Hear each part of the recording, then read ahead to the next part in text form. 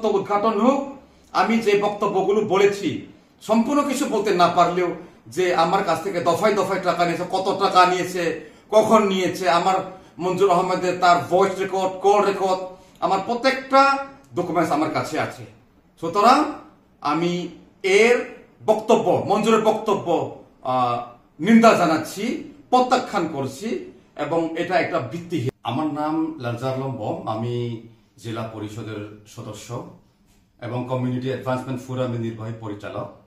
আমি আজকের মঞ্জুর আহমেদ আমার বিরুদ্ধে যে বক্তব্য দিয়েছে তার প্রেক্ষিতে আমি যে জনগণ এবং যারা শুনেছেন তাদের ভুল ভাঙার জন্য এই কথাটা বলতে যাচ্ছি। আসলে 2018 সাল আলীকদম এবং 2020 সে আরম্ভ করার কথা বা কাজ করার কথা, কিন্তু করোনার জন্য এটা স্টপ রেখে 22 সালে জানুয়ারি থেকে জুন পর্যন্ত রুমা এবং থানচি উপজেলা এই মৌলিক সাক্ষরতা প্রকল্প কাজ আমি বাস্তবায়ন করেছিলাম। আপনাদের সুবিধাতে বলি যে রুমা উপজেলা 520টি কেন্দ্রের জন্য 260 জন শিক্ষক, তো এক একজনের 2টা সেন্টার করে 520টা কেন্দ্র, এবং থানচি উপজেলা 250টি কেন্দ্র, 250 জন শিক্ষক, কিন্তু 500টি কেন্দ্র। তো এখানে মঞ্জুর যে কথাটাগুলো বলেছে সম্পূর্ণ ভিত্তিহীন, বানোয়াট এবং মন গড়া তিনি কথা বলেছেন। এখন আমি যে বিষয়টা বলতে চাই সেটা হইল, আমরা বাস্তবায়ন করেছিলাম, কিন্তু মঞ্জুর আহমেদ তিনি আমাকে মানে এ পর্যন্ত যে কারণে আমার পিছনে লেগেই আছে সেটা হইল যে উপজেলা পর্যায়ে বেতন ভাতা দিই রুমা এবং থানচির জন্য, ওখানে তাদের বেতন ভাতা দিই পাইতে হলে ওখানে তার সিগনেচার দরকার আছে, উপজেলা নির্বাহী কর্মকর্তার সিগনেচার দরকার আছে।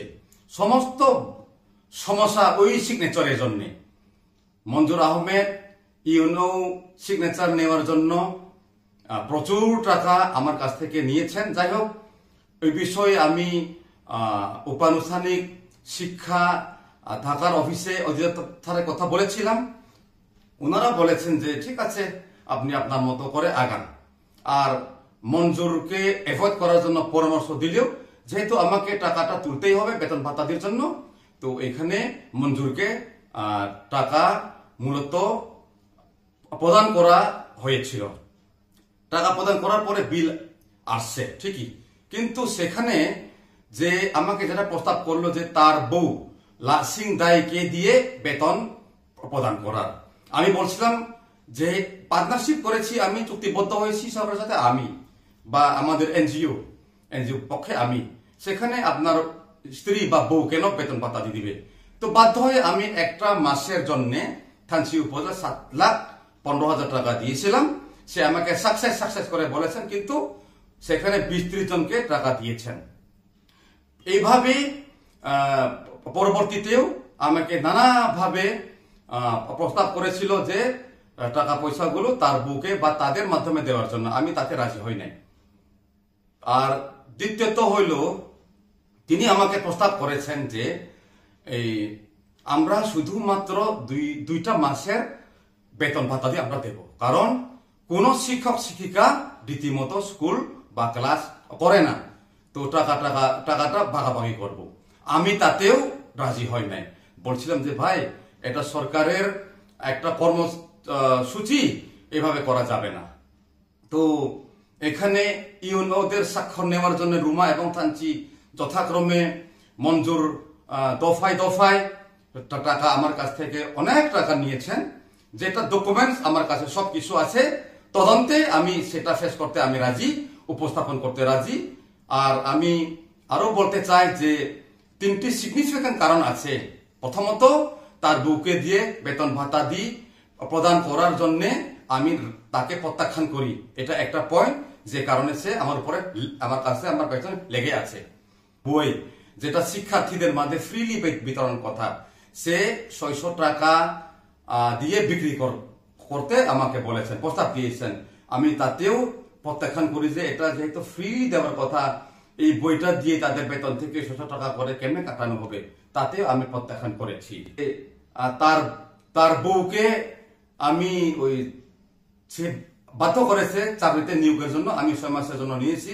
যদিও বা টাকা পয়সা সবকিছু তার বেতন ভাতা দেওয়ার পরেও তার মাধ্যমে বেতন দিতে না দেওয়াই হলো, সে আমার উপরে এইভাবে লেগে আছে। বক্তব্যে অনেক কিছু বলেছেন যে প্রভাবশালীদের প্রভাব আমি খাটিয়েছি। আসলে আমি তখন জেলা পরিষদের কোনো সদস্যও নন এবং আমি কোনো আওয়ামী লীগের সাথে পার্টিও আমি করি নাই।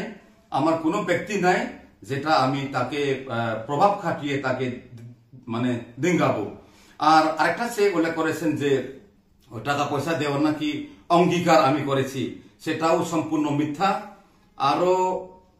আরো যে ব্রিগেড কমান্ডারের নাম নিয়ে আমি যে ব্রিগেড কমান্ডার আছে আমাকে কিছু করতে পারবে না, সেরকম আমি কোনো কিছু কথা মঞ্জুরকে বলি নাই এবং কোন রকমের হুমকি ধামকি আমি প্রদর্শন করি নাই।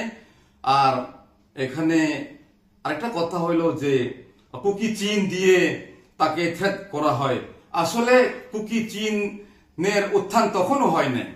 আমি বাংলাদেশ সরকার এবং সেনাবাহিনীরা ভালো করে অবগত আছেন। অক্টোবর 26 তারিখ 2022 থেকে এই পর্যন্ত তিনটি বছর আমি সেনা প্রশাসন এবং সরকারকে সহযোগিতা দিয়েই আমি আসছি। সুতরাং আমার ইতিহাস, আমার ব্যাকগ্রাউন্ড বান্দরবানবাসী সবাই জানেন। তো আমি মঞ্জুর আহমেদের এই বক্তব্য আমি নিন্দা জানাচ্ছি, প্রতিবাদ জানাচ্ছি এবং তার বক্তব্য সম্পূর্ণ বানোয়াট এবং ভিত্তিহীন। ধন্যবাদ।